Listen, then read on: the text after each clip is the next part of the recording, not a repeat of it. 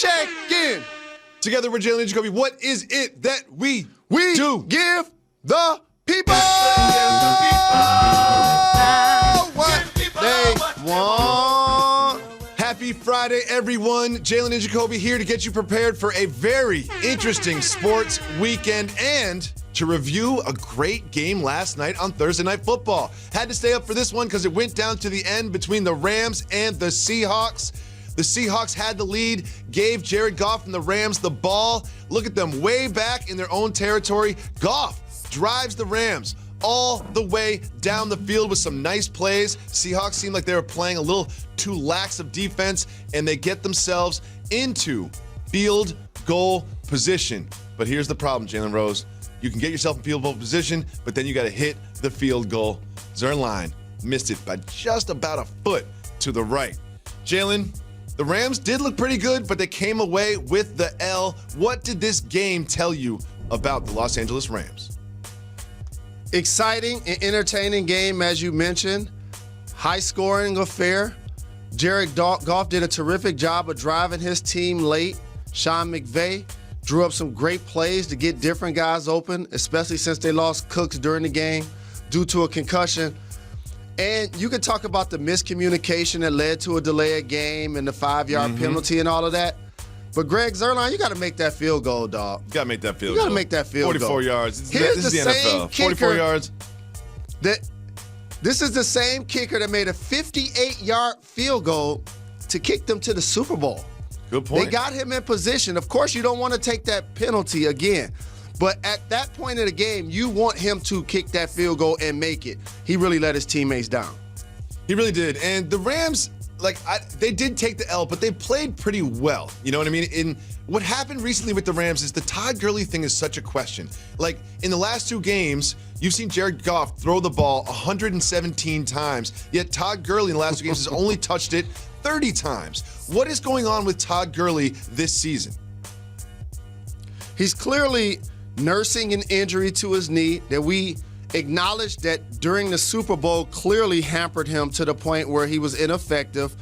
You have an entire offseason, and at the beginning of the year, the highest paid running back, they're already talking about load managing him. That is not a good sign for the future. So as this season progresses, it kind of makes me feel like they're going to look at the fine print of his contract to see if they can find a way to either move him or get from under it. Because Todd Gurley is the kind of running back you need him to be a bell cow, not somebody that's on a pitch count. Well, the Rams did play pretty well. Again, they lost, but Eric Weddle spoke about the state of the team after the game. Let's listen to the state. I mean, we're good. We're 3-2. You're coming at us like we're 0-5 right now. It's definitely not the case. Could have got that win, we didn't. But to fight back, to get the ball back to our offense, and them to drive it down. I mean, they were unstoppable in the second half. This is just another notch to make us better in the long run. We're not fading or fleeing in any direction other than just trying to get better. I'm kind of with Weddle on this one. You know, they missed a 44-yard field goal. They'd be sitting at 4-1. Like, is it time to panic for the Rams, or is this a kind of a normal start? Well, you know my favorite position in football is defensive back, whether it's corner or safety. So I pay very close attention. And what I continue to see is people passing the football on them way too easy every week, regardless of their record. Akeem Tlaib and Weddle, I would expect more from a defensive backfield with both of those guys in it. Russell Wilson basically had his way. And yes, the field goal miss did cost them the game, and it is no time for quote-unquote panic. But at the same time, I expected their defense to be a lot more stout. I'm glad you brought Russell Wilson. He played really well. He was 17 for 23, 4 touchdowns. But Jalen, take a look at some of these numbers. Look at this. I mean, the yards, that's, he's played one more game than the rest of the people, so the yards and the TDs is one thing, but 9 yards per attempt, 73% completion percentage.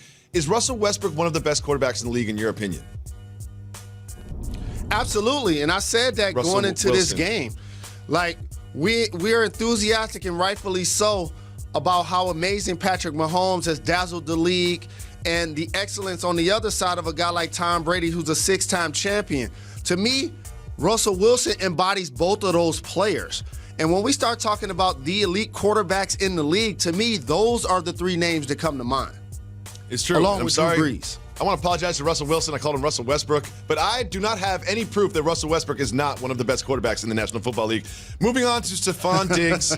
He didn't practice with the Vikings, one practice this week, and he faced the media yesterday, and here's what he had to say about whether or not he made a trade request.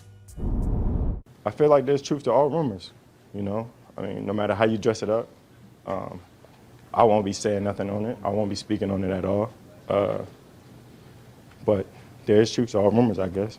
Have you asked for a trade? I haven't communicated anything. More so, the conversation I have has only been about team and trying to have success on the field.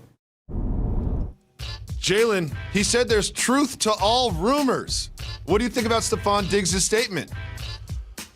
So I'm going to bring you behind the curtain on a couple of things. And by the way, all young people, there will be turbulence at your job, at school.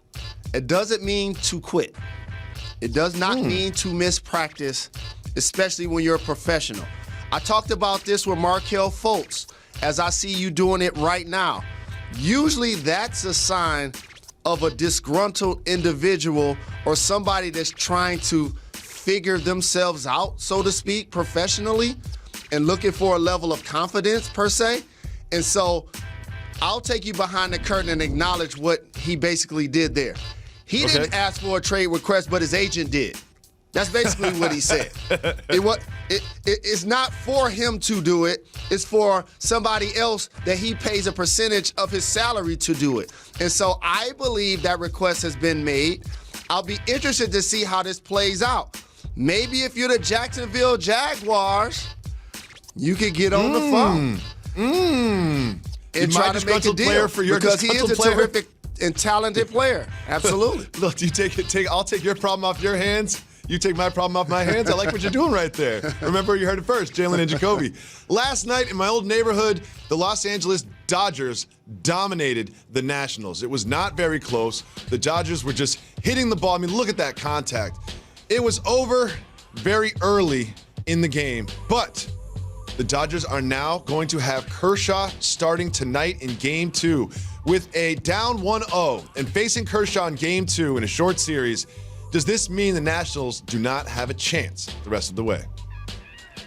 Absolutely not. I still think the Nats have a chance. And by the way, Kershaw can be questionable every now and then in the playoffs, so that's not a guarantee, though he is an amazing ace. However, on the other side, you got Strasburg going to take the mound. You got former Detroit Tiger Matt Scherzer still going to take the mound. And as long as you have guys like that, they put you in position to win. So this is far from done. Okay, we will see. I think the Dodgers sweep in this one, and we'll check back in on Monday with this series. But we also have another series going on in Atlanta. It was the Braves facing off against the Cardinals, and all of the focus is on this hit. Acuna Jr. at the plate. Hits the ball hard to right field. It might be foul, it might be a home run, but watch him jog down first baseline, holding his bat, not running that hard, and then when he sees it hits the wall, he kind of still trotting. Now, if he would have gotten to second base, who knows what would have happened? Eventually, he was doubled off when he did reach second base. Jalen, what do you make of Acuna's lack of hustle on that hit? So first and foremost, I have to acknowledge something. That young man right there is my favorite player in baseball. Oh, okay. And he also represents the new era of hitting, literally boom or bust when he goes to the plate. A lot of times, either it's a strikeout or a home run. But he's really exciting. He's really talented. He got benched in August for trotting the bases. Doing the same so thing, here's what I'll say. If the Braves are unhappy with him, you can send him to the Tigers. I'll run the bases for him. How about that? He's that very talented. What do you think about that? He's got 41 home runs. He's just used to trotting around the bases. You know what I mean? That's what happens. You have 41 home runs. You have over 100 RBIs. You know what? If you trot from time to time, it's totally fine. I don't think they're going to be benching him during this series because they need him to even it up against the Cardinals. Jalen Rose, sometimes there's video that deserves detailed breakdowns, and you and I need to go to the table.